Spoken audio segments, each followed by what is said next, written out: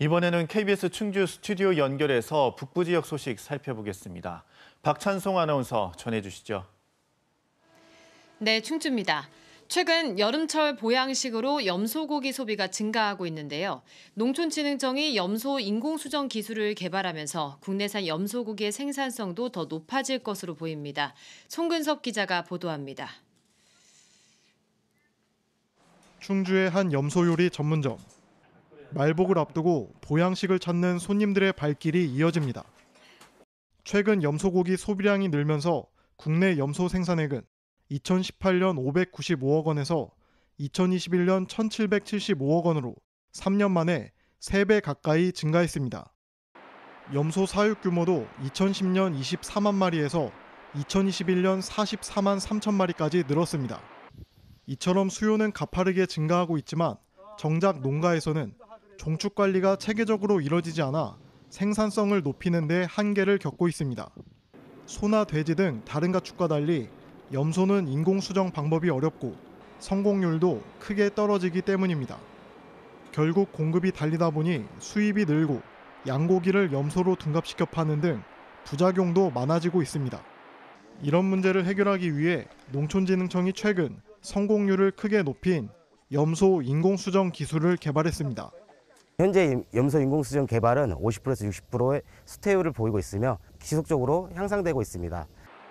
기술이 본격적으로 농가에 적용될 경우 양질의 국산 염소고기를 안정적으로 공급할 수 있는 길이 열릴 전망입니다. 표준화된 종자를 생산해서 그 종자를 중심으로 해서 표준화된 육질, 고기를 소비자하고 국민에게 제공할 수 있으니까 농촌진흥청은 시범농가를 대상으로 인공수정 기술에 대한 실제 효과 등을 분석한 뒤 2025년부터 보급에 나설 계획입니다. KBS 뉴스 송근섭입니다. 음성군이 지역 현실에 맞는 경제정책을 수립하기 위해 16일부터 다음 달 11일까지 경제지표 조사를 합니다.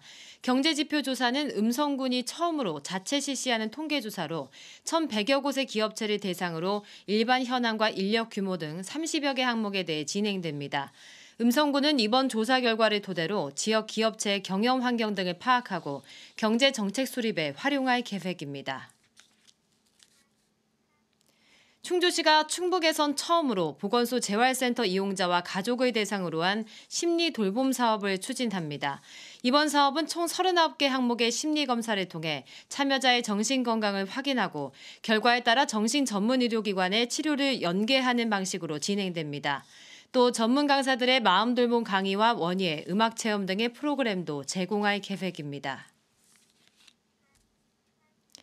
제19회 제천국제음악영화제가 내일 제천체육관에서 개막합니다.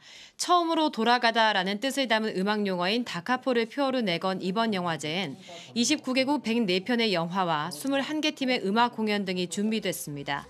올해 개막작은 음악 콩쿠르 대회 결승에 참여하는 피아니스트를 소재로 한 심리 스릴러 음악영화인 뮤직 샤펠이 선정됐습니다.